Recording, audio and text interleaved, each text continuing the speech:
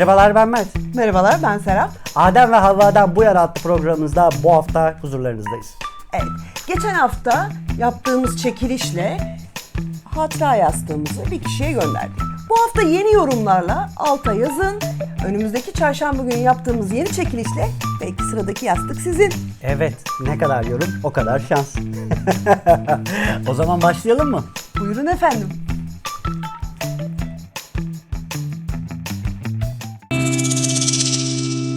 Bir kafedesin. Bir kadınla böyle uzaktan bakıştın, kesiştin, kadının hoşuna gitti. Bir şekilde muhabbet açmaya çalıştın ve muhabbete başladın. Okay. Sohbetiniz çok keyifli geçti, zaman nasıl aktığını anlamıyorsun falan gibi bir durum var böyle. Elektriğiniz de tuttu. Ama kız oraya zaten başka biriyle buluşmak için gelmiş. Bunu da sana daha önce söylemiş. Hani biri var, onunla buluşacağım, ilk buluşma. Nasıl gideceğini bilmiyorum, aslında ben onu bekliyorum. Deyip kız- sana dürüstçe de davranmış. Kız ayıp olmasın gerginken diye. biz bir Evet. ortama atılmışız. Sonra karşıdan kızın ilk kez buluşacağı çocuk geliyor. Bir baktı çok yakın bir arkadaşın. Çocuk. Kankan geliyor yani. Evet. Şimdi garip bir ortam oldu masada. Kankan, sen ve yeni tanıştığınız, ikinizin de daha doğrusu yeni tanıştığı bir kız. Ama o kızın daha önce onunla yazışmış, flört etmişliği Tamam, var. uzaktan bir şeye başlamış. Evet. Şimdi bir Adem olarak, bir Adem sence böyle bir durumda ne yapar? Arkadaşının bir flörte başladığı biri olduğu için geri mi çekilir? Yoksa tam gaz hücum flörte devam mı eder? Şimdi genel bir Adem olarak mı soruyorsunuz, Mert olarak mı bu soruyu cevaplamamı istiyorsun? Şimdi Her ikisi de olabilir. Sen şimdi şöyle bir şey, bir karşı tarafındaki zaten hani arkadaşın, tabii ki anladım, oradan güzel bir senaryo olmuş, değişik bir bakış açısı. Hani bir şey yapmışız, o sırada da gelen de şans eseri ki Tabii ben zaten orada kıza, o bana zaten anladığım kadarıyla söylemiş. Konuşmaya Evet. başladığında bir şey olacak falan, gerginliği. Ben zaten onun gerginliğini orada gidermeye çalışırım. Böyle bir zaten bir hoşluklar, bir zemin hazırlarım. belki de zaten muhabbeti öyle yürüttünüz. Bunun üstüne bir de gelen kişinin arkadaşım olduğunu için de yani tabii duruma göre değişir. Ama yapabilme potansiyelim olanların üstünde hemen ben sana kısaca hızlı cevap veririm. Şimdi ben insanları severim. Gelen arkadaşımı da muhtemelen severim. Yakınlık derecesine göre işin tabii ki boyutu değişir. Hani çok daha şeyse bildiğin allayıp pullayıp satarım 2 dakikada. Hani geldi arkadaşım olduğunu da öğrendim. Ya sen ne şanslı bir kadınsın derim. Böyle bir arkadaşımla bir araya geldim. Sizleri bir arada böyle görmek falan filan çok güzel derim. Birkaç dakika dururum. Biraz böyle ortamı süsler. Sonra çekilirim. Dahil olmam. Yapmam. Yani ağırlıklı çoğunluk yapacağım bu şeydir. %60-70 arasında Geri çekilir. Tabii çekilirim. Ne yapacağım? Böyle bir durumum olmaz. Hani yaparım. Arkadaşım olması senaryosundan kaynaklanan bir durumda böyle. Zaten daha yeni etmişim yani. Böyle bir durumda böyle bir hareketlilik, fırlamalıkta yapacağım şey var. Başka bir türlü bir şeyde şöyle bir durum olurdu. Hani çok daha hızlı, çok daha böyle atik olabilecek ya da arkadaşımın da bana olan yakınlığıyla, ciddiyetliğiyle, bakış açısıyla. Benim gibi fırlama arkadaşlarım varsa hani ortamda takılabileceğimiz bir yol var mı diye bir kolaçan ederim o 5 dakikalık 10 dakikalık süre içerisinde. Hani başka grup bir anda o ikili date'ten grup bir date'e çıkarılabilir mi? Arkadaş çağırıp başka bir şey olup buradan hadi bowling'e mi gidiyoruz falan bir şey var mı? Ona bir kovalıyor olurum. O kalabalıklaşınca artık kim kimle daha fazla elektrik sağlıyorsa herkes ona birlikte olur. Yeni olur başka bir grup olur. Date'i de desteklemiş olurum. Yalnız ve gergin bir ortam olacağına. Ki kız da mesela hani böyle bir gerginlikten dolayı ben onu fark etmişim, yürümüşüm. Çekilirim yani. Öyle çok şey yapmam. Arkadaşım dediğin için. Başka biri olsa acımam. Yani tanıdık biri olsa tam Tanıdık gaz biri yürümeye olmasa. devam eder. Hayır. Herhangi bir layetten tanıdığın biri, arkadaşın değil mi? Yine yapmam. Tanıdığın biri Yapmam. sadece. Yapmam. Yani %60, %70. Hani diğer %30'luk, %40'lık kısmı senaryoyu tekli date'den bozmaya çalışırım. Hani daha eğlenceli bir kıvama, daha bir rahatlık bir kıvamına getirelim mi diye. Onu da böyle yapmam. küçük böyle ortaya sunumlar atarım. Onların ortaya gelip evet ya böyle mi yapsak, şöyle mi olsa falan filan. Hani onlar günün sonunda şöyle düşünür. Ya biz Mert'ten bunu istedik. Mert dahil oldu. Yani ben yoksa böyle bir durum yapalım mı falan diye empoze etmem. Onlara ufak böyle manipüle edip kendini dahil arkadan falan filan hani böyle. Bowling topu mu o ya? Bu ara geçen de iyi falan vardı diye. Güzel. Teşekkür ederim. Rica ediyorum. Benim bu hafta ilk sorum bir takipçimizin yorumdan bize ulaştırdığı bir sorum olacak. Doğa Dostu Market Bambu adlı takipçimizin şöyle bir sorusu var. Havvalar Ademlere göre özel günlere karşı daha hassas ve talepkar bir yaklaşım içinde olduğunu düşünüyorum. Ben de katılıyorum kendisine. Doğum günleri, yıl dönümleri, özel günler, vedalar, hoş geldinler gibi daha epey genişleteceğimiz türden kutlamalar ve etkinlikler sıralayabiliriz. Peki bunların Havvalar için bu kadar önemli olmasının sebebi nedir? Evet, ben de şahsen baktığın zaman hani şöyle bir yıl dönümlerine, doğum günlerine ya olsa da olur olmasa da şey de değilim. Ama tabii ki sevdiğim veya işte yıl dönümlerinde şeyleri sevdiğim insanlar da farklı oluyor. Ya da tamam ben şahsen önem vermiyor olabilirim. Ya da benim için çok büyük bir önem. Yani kutlanmazsa bana karşı olan sevgiler azdır. Ya da işte çok fazladır diye üzülmem de. Yapılıyor diye de havalara da uçmam, kendimi çok önemli bir şey de zannetmem. Lakin bunun yapılıp yapılmamasından bazı insanlar gerçekten Havvalar bunda hani genelleme bakımından karşılaştıracak çok daha dikkat ediyorlar. Ama ben de şuna dikkat ediyorum kendine. Karşı tarafımdaki partnerim eğer onun için önemliyse tabii ki özellik gösteriyorum. Yani tamam ben sevmiyorum, bunun için anlam yüklemiyorum ama karşımdaki eşim, partnerim buna önem veriyorsa özellikle ihtimas vermeye gayret ediyorum. Ama bu Havvalarda gerçekten bu özel günlere karşı böyle bir yaklaşım, böyle bir büyütme, ne diyorsun? Buna aslında kendi adıma cevap verirsem öncelikle ben çok fazla takılmam özel günlere. Tabii ki dikkat ederim hani kişiler özel anları, işte bir şeylerin yıl dönümlerine özen gösteririm ve kutlamaya dikkat ederim ama hani kendi açımdan baktığımda benim için de olmazsa olmaz değil. Yani ben doğum günümü kutlasam da kutlamasam da çok takılmam, önemsemem yani. Hani bana ne hediye alınmış, ne yapılmış falan diye takılmam. Ama maalesef kadınlar biraz daha duygusal yaratıklar. Erkekler kadar düz ve basit düşünmüyoruz biz. Biz biraz daha komplike insanlarız. Yani sevginin göstergesi var kadınlarda. Bu da buna bağlıyorlar aslında. Evet, yani bence buna bağlıyorlar. Yani benim bakış açımda en azından öyle. Yani sen bana içeri gittiğinde bir bardak kahve getiriyorsan bu beni önemsediğini gösteriyor. Beni düşündüğünü gösteriyor. O yüzden mevzu kahve değil aslında. Evet. O yapılan eylemle alakalı. Yani bence mevzu sadece düğün, yıl dönümü, doğum günü vesaire değil. Sadece o günlerde hani önemli günler aslında yıl dönümleri vesaireler. Bu günlerde senin gösterdiğin tepki, senin gösterdiğin etki, ne kadar onu düşündüğünle alakalı. Ve o gösterdiğin etki verdiğin değeri hissettiriyor. Şimdi tabii zamana Biz baktım. biraz daha duygusal bakıyoruz her şeye. Tabii yok, güzel bir tespit. Yani duygusallıkla yani işte sevgiyi alma çıkar. Ama ben şöyle de bir şey düşünüyorum. Yani o artık eski şey yok ya galiba. Yani ben de hissetmiyorum. Artık tamamen bir şey alma, bir şeyi tamamen hatta vermeyeyim, alayım durumuna geldi. Dediğin gibi az evvel hani sadece işi düşünmek, yapmak ya da niyet etmek de değil. Sevgi işte, değil mi? Bir şey yapmak ve niyet etmek. Artık bu işin maddi boyutuna geldi ya da neler yapabileceğini. Yani hediye, ya evet bir çiçek bile almak düşünmektir veya şeydir.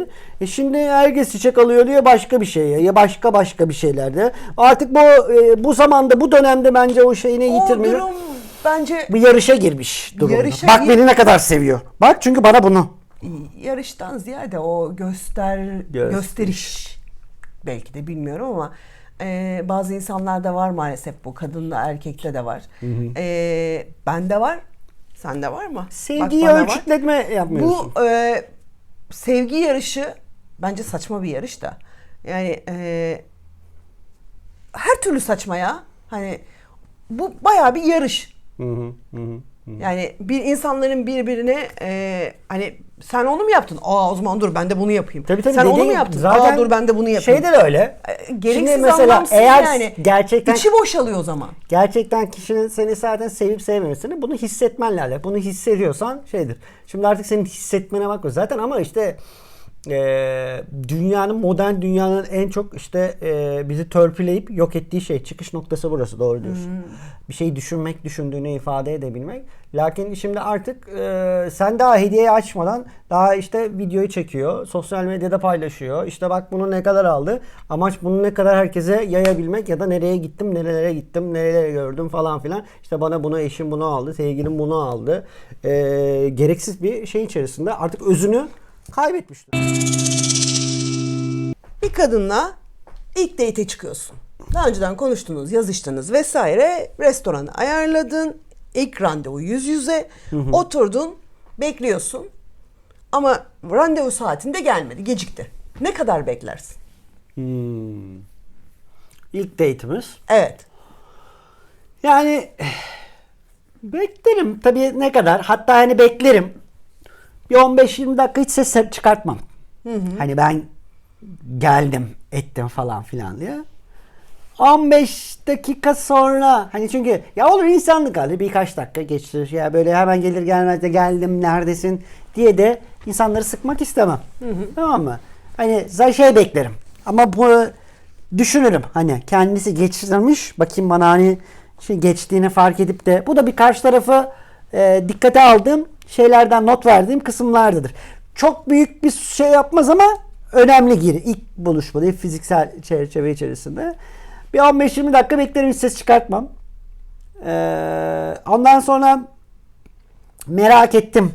Yani bir şey mi var? Dönüşte yapmadım. O yüzden merak ettiğim için rahatsız ediyorum diye böyle bir çıtlatırım. Yani 15-20 dakikasında ya. Yani o da bana diyecektir. Muhtemelen hani geliyorum ya da işte bir şey varsa. Peki sana dedi ki mesajda Geliyorum. Gelmek üzereyim, 10 dakikaya oradayım. Ama bu 10 dakikaya oradayım. Böyle gidiyor. 3 kere söyledi. Ve aradan bir yarım Şimdi saat geldim. geçti artık. Yani yarım saat yapar mıyım? 15-20 dakika sonra hadi aradı tekrar bir 10 dakika 15 dakika daha geçsin.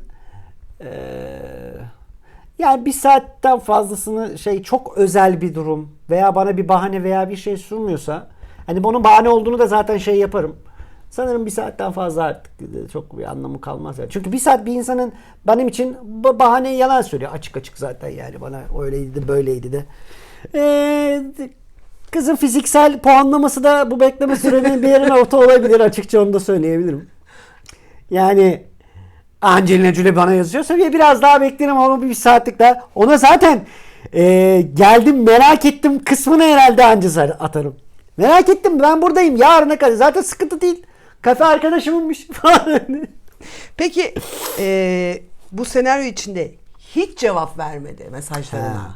Ne kadar süre beklersin? Hani yani aradın, gelip 15 dakika bekledin, ulaşamadın, cevap vermedin. Tabii insanlık hali, işte metrodadır, bir yerdedir, çekmiyordur, telefona bir şey olmuştur veya kötü bir şey başına gelmiştir.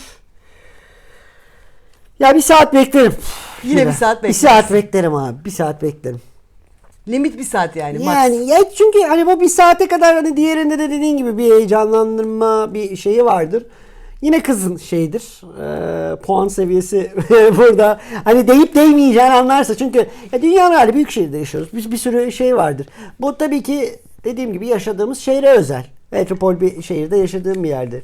Hani bu buluşmayı bir kasaba hayatı içerisinde vereceksem, ben kasabanın bir ucundan bir ucuna yuvarlanarak gitsem, yarım saatte gittiğim bir yere bir saat beklemek manlık olur yani.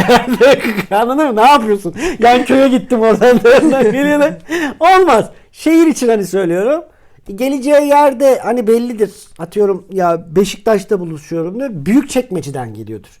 Zaten ben onu ayarlarım yine kendi içimde. Gerçi hani 3'te buluşacağız desek de onun en azından 12'de çıkması lazım zaten. 3'te buluşacağı yere. Ben de ona göre geliyorum. Ben Yalova'dan kalkıp geliyorum falan. Yani düşün. Bir saat ya. Bir Yani zorlarım. Bir de merak ederim. Biraz da artık gerer de beni. Şey de yapar. Bir saatten sonra. Okey. Teşekkür ederim. Ben teşekkür ediyorum. Bizi burada yaşattırdın resmen senaryoyu. Amerika Birleşik Devletleri'nde 14.542 kadın üzerinde yapılan bir çalışma, haftada en az bir kez düzenli cinsel ilişki yaşayan kadınların daha uzun yaşadığını ortaya koymuş. Dahası düzenli seksin kalp sağlığı, bağışıklık sistemi, uyku kalitesi ve stres yönetimi gibi birçok alanda da olumlu etkisi var. İşte tam bu arada akıllara birkaç önemli soru geliyor. Sence bir ilişkide sağlıklı cinsellik planlı ve düzenli mi olmalı? Yoksa spontane içgüdüsel mi olmalı? Net cevap. Spontane ve içgüdüsel. Planlı programlı olmazmış ya. Neden? Yani bir şey Yani hissedilecek. mekanik oluyor. Çok robotik oluyor yani. O zaman hani, şöyle bir şey söyleyeyim. Saat 7'de yemek yedim. 8'de kahvemi içtim. Hadi 9'da yavru, seviştim. yavru. 10'da bitmesi gerekiyor. Bak çabuk acele et. 11'de toplantım var. 12'de öğle yemeğim geldi falan. Bu Yani tabii saçma, anladın mı yani? Sen tam şu an böyle Hollywood'un Amerikan filmlerindeki bir satışı anlattın bize de. İşteyim. Hadi burada da bir 5 dakika yapayım da işi pişireyim, ondan sonra da toplantıya gideyim. Öyle olmuyor gerçekten hayatımızda da. Hani buradaki sorduğumuz real hayatımız çerçevesi Evden de içerisinde. çalışıyor olabilir online. Toplantı bilgisayarda masa başında da olabilir. Tamam, yani. Aydın, teşekkür ediyoruz. Bunları bize yaşadı. Biz uzağız bunlara ya. Evde. Yani evde de çalışıyorum ama kimse yok falan evde falan diye. Peki şöyle bir şey söyleyeyim. Spontane güzel bir şey söyledim. Peki spontane seks arzuyu daha mı canlı tutar? Yoksa bu düzensizlik zamanla böyle tarafları soğutur mu? Çünkü belirli bir şeye mi bakıyorsun? Enerjiye göre bakıyorsun. Şeye bakıyorsun. Spontanecisin. Anladık. Evet. Sence peki bu duruma ne diyorsun? Bence soğutmaz. Niye soğutsun ki? Yani spontane yaşıyorsan zaten o anın duygusunun getirdiği durumla yaşıyorsundur. Karşındaki partnerinin de zaten senin bu spontane duygunu ayak uyduruyorsa birliktelik sürüyor. Bu iş zaten canlı tutar yani Evet, ilişkiyi. canlı tutuyor. Ama yok zaten karşındaki daha sistematik, daha monoton bir hayat tercih ediyorsa zaten çatırdama orada başlıyor. Bir süre sonra ister istemez sorun olur. Bu Niye? biraz Bu da bir aslında bir özen göstermek değil mi? Devamlı bir yani evet, bazı insanlar kontrollü hayatın mücadelesi içerisinde şey yapamıyorsun ama ya haftada bir halı saha maçın var yani eşinle birlikte. Bunun da bir o haftaya bir hazırlanmak, bir böyle bir sürpriz, belki bir şey spontaneler de biliyorsun. Tabii küçük eşlerin, partnerlerin birbirlerine daha önceden düşünür. Ama bir Premier Lig'e hazırlık yapacağın zaman insan istemez bir idman, bir sürpriz, bir bakalım daha bir şey yapalım da hani bunun da işe, ilişkiye söylediğinin şey olarak görüyorum. Bunun da bir ilişkiye bir artısı olmaz mı yani? Vardır da. yani hazırlık yapan spontane de yapar. Her türlü yapar. Hiç öyle planlamaya, programlamaya ihtiyacı yoktur. Yani Zaten, bence hazırlık yapma spontane özelliği. olanın hayal gücü bence daha geniş oluyor. Hayal gücün daha geniş olunca zaten senin o hazırlık sürecindeki yaptığın, düşündün şöyle bir kıyafet mi giysem, şunu şurada mı yapsam, bunu burada mı yapsam diye düşünmüyorsun. O anda spontane olduğu için hayal gücünde durmadan bir şeyler hareket İçgüdüsel halinde yapıyorsun. oluyor. Ve o durumu zaten her türlü canlandırıyorsun yani. Ama mı yani spontane, evet. Bu arada ben de Bence şeyden. spontane ya. Spontane güzel Zorlamayalım. Spontane iyidir. İçgüdüsel. Sistematik. İçgüdüsel, biz Mart ayını kontrol ediyoruz falan diye. İçgüdüsel evet öyle. Ama ben yani kişinin dediğin gibi iki tarafın da birbirlerine baktığı şey var. Ben de yani çok programlı. Evet, olabilir. Programda bu illaki böyle yani yapmak için yapılan bir şey de dediğin gibi şey yoktur. Ama küçük rutinler vardır hani insanların kendi içerisinde. Yani özel günü kutlamak değildir. Birbirini seven için her şey o zaman özeldir değil mi? Küçük Bir yerde gidersin, kafeterya abinden geçerken aa bak şunu alayım falan dersin. Sürpriz yaparsın işte, sevdiğini göstermek, sevdiğini şey yapmak. Bu onun için özel bir gün gibidir zaten onun için. Dediğin gibi hani ilişkilerde de öyle.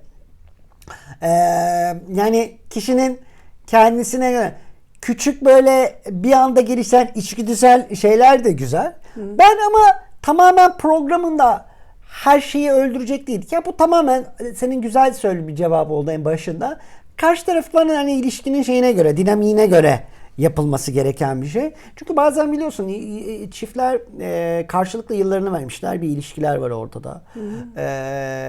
Mantık artık hani sevgi, içgüdüsel bir yandan sonra artık hayatın stresi, işin stresi, işte çocukları varsa onunla birlikte bu içgüdülerini artık yok ediyor. Güdü çünkü adı üstünde bir hisle, bir duyguyla, bir hormonla desteklenmesi lazım. Yani mantıkla yapılabilecek bir şey değil. Ama burada şey gibi düşün. Eski araba motorlarını biraz çalıştırmak için ilk önce hemen bir gidersin. Krikoyla onu bir çevirirsin. Çekersin pırrrr diye başlar. O içgüdüyle tekrar ateşleyebilmek için o bazı küçük öldürmeyecek ama o kalbe tık tık tık atışını da yapacak böyle belirli bir rutinler sağlamak da bence sağlıklı olabileceğini düşünüyorum ilişkiler içerisinde. Olabilir. Teşekkürler. Rica ederim. Ben teşekkür ederim. Okay. Bu haftaki testimde sana özel, farklı böyle kısa bir kesit okuyacağım. Yani aslında bu sefer senaryosu yok testimin. Hiç şaşırtmıyorsun senin testlerinde benim. Biliyorsun artık yani test tabiye başladığımızdan beri ekran başındaki arkadaşlar da bunu gayet soru yok, cevabı söyle ben üstüne söylerim. Okuyacağım sen üstüne söyle falan. Ama benim testlerim hep bilinçaltı ile ilgili. Bilincimizi kullanacağız mı? Zaten hani kullandığımız tartışılır. Bize yani diyorsun ki ya akışına bırak. Zorlama yok size. Buyurun. Elinde bir kağıt, bir de makas var. Senden bu kağıdı dilediğin biçimde ikiye bölmeni istiyorum. Ama dilediğin biçimde. Nasıl kesersin? A. Düzgün bir çizgiden ve tam ortasından. B. İleri geri kıvrılan bir çizgiden. C. Zigzaglı bir çizgiden. D. Yumuşak, tek bir kıvrım içeren çizgiden. Manyak mıyım? Zaten ben bunu ortasından yarısından kes demedim mi? Deli gibi niye zikzaklı çizgilerle Tam çizeyim ya da ortasından demedim. yarıya böl dedin. Evet. Evet. Dilediğin biçimde ikiye böl dedim. Öyle mi dedin? Evet. Ben- Bilinçaltı işte burada devreye giriyor. O yüzden sorularda hemen cevap vermen gerekiyor. Tamam o zaman ilk o katlardım. Çünkü sen söylerken aklıma geldi. Katlardım bunu. Katlardım. Ortadan keserdim. Yarım sanki ben yarım dediğini anladım ya. Hiç öyle bir cevap Kayıtlarda söylemedim. inşallah öyledir ya. Merak ettim. Bu testimiz bir ilişkiyi bitirmek için nasıl davranacağının bilinçaltındaki cevabı aslında.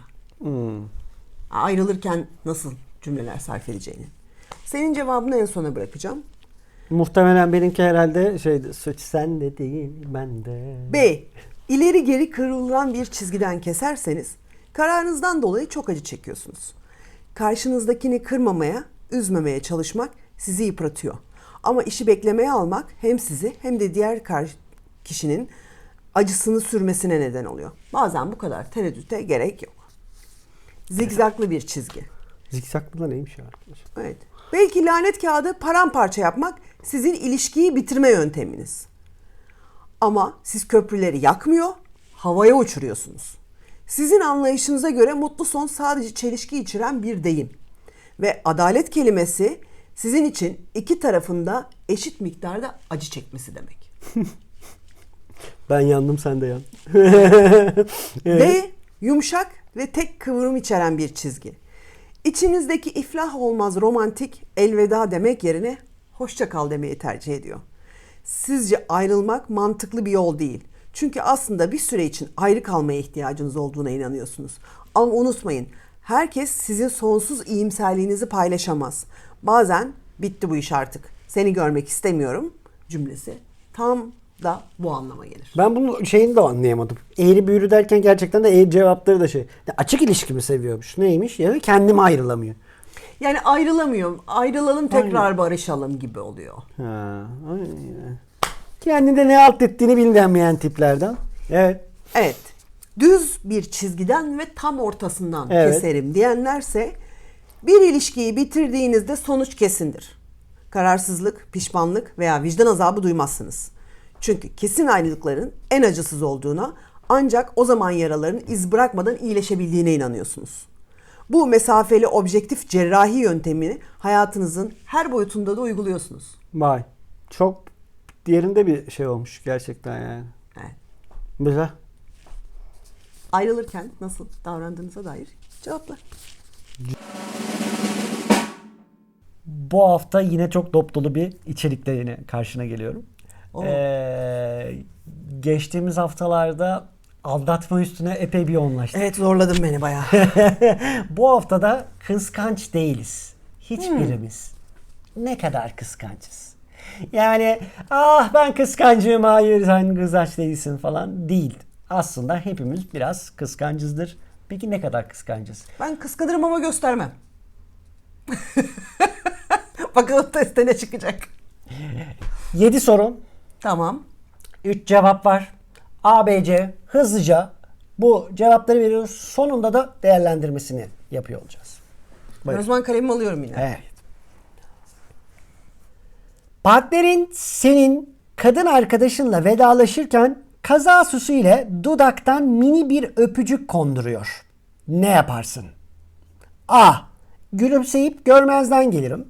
B. İçimden bir şeyler olur ama o anlık susarım. C. Orada bitiririm.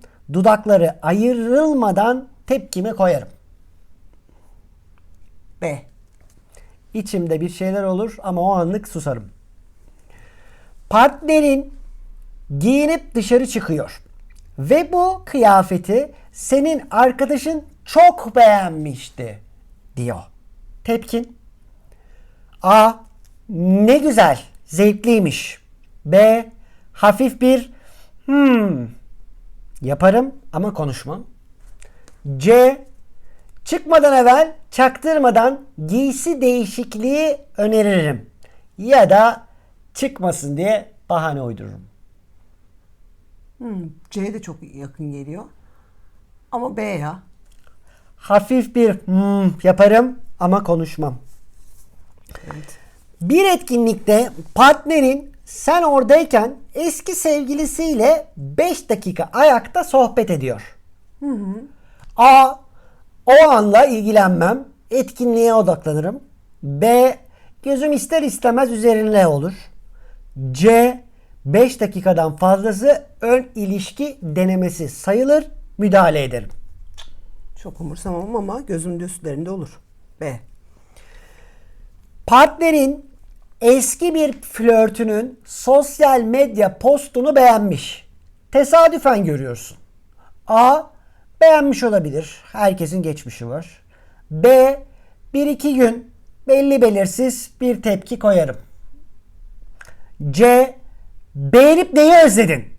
Sorusu gelir. Sessiz kalmam. A. Beğenmiş olabilirim. Herkesin geçmişi var. Partnerinle gittiğin bir yerde garson ona çok tatlısınız diyor. A. Gülünce geçer. Tipik garson muhabbeti. B. Partnerine dönüp seninle ilgili yeni şeyler öğreniyoruz derim. C. Garsona teşekkür etmem. Siparişi değiştirmeyi düşünürüm ve o bahşişi unutabilir. Garson.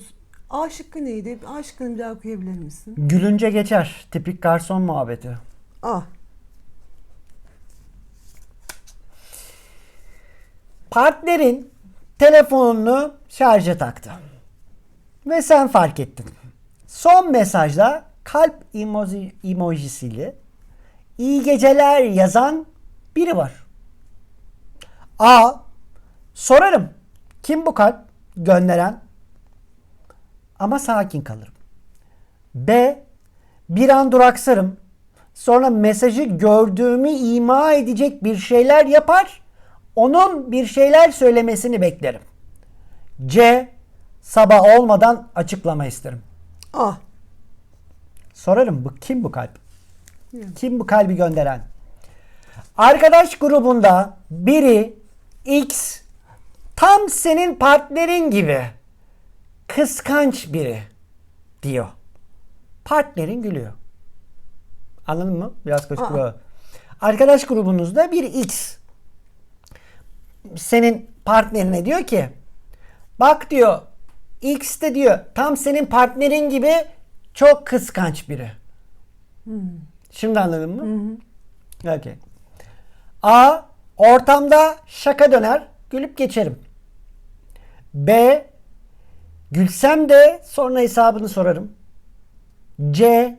Göz göze gelince bakışlarımla ve soğuk gülümsememle tepkimi ona o an gösteririm. Biraz neydi, biraz karışık gibi oldu. Yani şey düşün, ben bir ortamdayız hep birlikte grup. Arkadaşımla konuşuyorum, sen de kulak misafiri oluyorsun. İşte Ali dedi ki ya Emel de Serap gibi ne kadar de kıskanç dedi. Sen de bunu duydun. Mevzu bu. Hani X. Güler geçerim, umurumda olmaz ya. Ya okey.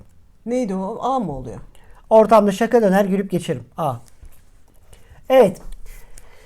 O zaman şöyle yapıyoruz. Siz değerli ekran başındaki izleyicilerimiz de hemen şöyle hızlıca puanlayalım. A 1 puan, B 2, C 3 puan. Denk geliyor. Bunu böyle bir puanlıyoruz. Hemen ondan sonra puanlamanın aralığıyla birlikte de cevaplara geçiyoruz. 10 puan. 10 puan. 10. Okay. Evet, testimizin değerlendirmesi de şu şekilde. 7 ile 11 arası duygusal serinlik sizde refleks gibi. Kıskanırsanız da sadece içsel yaparsınız. Dışa dönük değilsiniz. Ama radarlar hep açık. Bu ben. Kıskanırım ama göstermem dediğim. tam zaten işte çıkardınız işte. 12 ile 16 kıskançlık sizin için his değil, strateji. Tepki vermeden önce analiz edersiniz ama dozajı gerektiğinde de sahneye koyarsınız. 17 Bana yakın aslında çünkü A'lar B'ler çok dip dibe. yani işte ama yapsaydım puanlama 12 oluyordu. Demek ki bir yerde kararsın. sınırdaymış. Tam sınırdasın. 17-21 siz kıskanç falan değilsiniz. Sadece bağımsız çalışan bir hükümet ajanısınız. İlişki protokolleri sizinle yürür. Radarlarda yüksek tolerans limitli. Gülümsemeniz bile şifre. Gerçekten. Çok iyi değil mi? Hükümet ajanı. Çok iyiymiş. Evet. Eğlenceliydi. Teşekkür ederim. Evet, güzeldi. Bu hafta değerli arkadaşlar sizlerle birlikte elimizden geldikçe bir sürü dop dolu sorulara karşılıklı cevaplar bulmaya çalıştık. Değil mi? Evet. Şimdi İtiraflar. Çok tık tık oldu.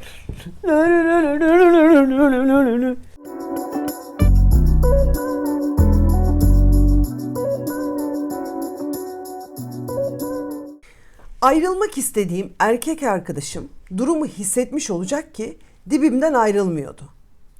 Onu kırmadan nasıl ayrılık konuşması yapabilirim diye düşünürken aklıma bir fikir geldi. Ona sakın bana yaklaşma, bitlendim. Sana da geçmesin, ayrılmamız lazım dedim. O kadar hızlı uzaklaştı ki yanımdan. Son kelimemi duydu mu şüpheliyim. Ama ben cümlenin sonunda ayrılalım ekledim. İnşallah duymuştur. İyiymiş.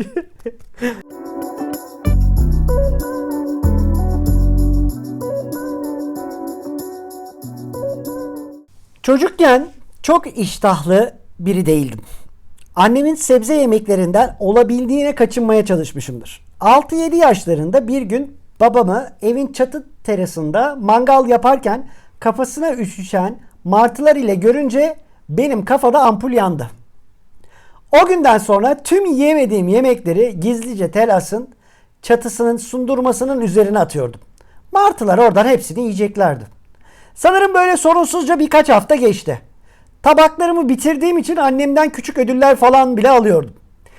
Kendimce bu işin o yaşta bug'ını, yani açığını bulmuş arkadaş, bulmuştum. Sonra bir akşam birden sağanak yağmur başladı. Babam camdan terasa doğru bakarken birden telaşla anneme seslenip tuhaf bir şeyler olduğu yönünde bir şeyler söyledi. Aradan birkaç dakika sonra annem elinde terlikle salona girip seni ağzına tükürdüğümünün çocuğu diye bağırarak üzerime koşmaya başladı. Sebze olunca da bu martılar yememiş değil mi? Yani, ona birkaç hafta. Bir şey söyleyeceğim. Senin hiç böyle olmuş mudur? Böyle bir şeyin var mı? Benim buna benzer kendimde çocukluk anılarım var bu arada. Böyle bir Yok. Ben obur bir çocuktum. Hala obur bir insanım yani. Benim de annem çekmişti Hiç annem. ayırmam, seçmem bir şeyi. Her şeyi yerim yani. Çok iyiymiş. Benim annem çok çekti ya. Beni beslerken ya Almanya'dan mamalar geldi bilmem neler yemezdim, seçerdim. Benim belirli bir yaşa kadar evde 4 ayaklı hayvan beslememiz de bile yasaktı. Annemler mesela çiftli hayattan gelmiş. Kedileri, köpekleri var. Ben de çok severdim. Ya benim kedim, köpeğim falan filan çok ileriki yaşlarda falan filan yani artık yetişkinliğe basacağım zamanlarda oldu. Çünkü yemeyecek, onlara verecek. Çünkü bununla alakalı da bir şeyim var. Bir tane akvaryum balığım vardı. Bir gün ertesi sabah tabii bilmiyorum ama yani. Okula gitmiyorum. Küçüğüm. Ama hatırlıyorum. Görüntü hala mesela şeyde. Ne bileyim oğlum. O zamandan beri yani benim annem birkaç yıl çekti. Hani böyle bir 4-5 yaş arasındaki çekilen bir şey değil. Yani kadın bunu 5-6 yıl falan çekti. Böyle öyle bir dertte. Yemiyorum, etmiyorum, şey yapıyorum. Bir gün hatta o sahneyi hatırlıyorum. Evde bir geldi, ağlamaya başladım. Annem de geldi salona. Yememişim sandviçi. Yiyecek diye akvaryumun içine atmışım. Tabii o da şişmiş. Akvaryum kadar olmuş. Balık da içinde boğulmuş kalmış. Balık altta. Ekmek üstünde böyle kocaman. Balığı öldürdün. Evet, sanırım ilk suçumu o zaman öyle istedim. Annem üzülmeyeyim diye bana çok şey yaptı. Senin suçun değil, ekmeğin suçu. Benim böyle bir çok var ama ya. Martı olayı çok iyiymiş ama. Martı Ama olayı... sebze yemiyor işte martılar. Evet, yani aslında ona her Sıkıntı şeyi orada. yer de hani yememiş artık nasıl şey. Benim bir de şeydi. Çocuk kafası ya. Yani çocuk zekan bellidir. Yani gördüğü kadar alanı ancak düşünür. Dünyası gördüğü kadardır. Dışarısı değildir mesela. Bilmez dışarıyı yani. Evini görüyorsa dışarı çıkarsa da dışarı evi görmez etmez. Ben şey yapardım. Yemekleri yemez. Paket yapardım. Peçeteleri sayardım falan filan. Benim annem de çok despottur. Yani öyle o yemek bitene kadar saatlerce o masanın üstünde beklemişimdir. Saatlerce yani. 7'de babam gelir. Evde herkes okuldan gelmişti. Annem işten gelmiş. Akşam yemeğine oturduk ya. O sofrada tabak bitmeden kalkılmaz.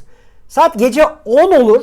Ben hala o tabakla birlikte yemekte. Annem bırakırlar. O bitecek. Ayrılamazsın. Kalkamazsın falan. Tabii böyle bir şeyler olunca insan da şey yapıyor. Ben peçeteleri sarardım. Bizim o zaman mutfak binamızın bulunduğu apartman boşluğuna bakan bir pencere vardı. Oradan atıyorum. Evden çıkıyor ya o paket. Benim için tamam. Hani acaba o çukur nereye gidiyor arkadaş? Zaten üst katta oturuyorsun. Hani ne var hiç düşünmemişim yani. Aklıma bile gelir. Apartmanın birinci katından çıktıktan sonra artık benim problemim değil. Tabii aradan problemi. Aradan yine belli bir süre geçtikten sonra apartman boşluğundan gelen bir kokular var falan filan mevzusu oldu. Yakalandık. Benim de birkaç hafta sonra sunmuştu öyle. Çok benzediğim bir anıydım. O zaman teşekkür ediyorum. Ben teşekkür ederim. Bu hafta da çok güzel, birbirinden heyecanlı, beni sıkıştırdığın sorularla karşı karşıya kaldık. Değerli izleyiciler, sizler de ekran başındakiler de çok teşekkür ediyoruz. Bu hafta da bizlere destek verdiğiniz için, ekran başından bizlere katıldığınız için bizler de elimizden geldikçe hem sizin yönlendirdikleriniz hem bize ulaştırdığınız itiraflarla dilimiz döndükçe ifade etmeye çalışıyoruz. Sürçülisan ettiysek affola. Lütfen bizi desteklemeye ve videoyu beğenmeyi unutmayın diyorum. Evet, haftaya tekrar karşınızda olacağız. Biz sizin karşınızda olana kadar lütfen aşağıdan yorum yapmayı unutmayın.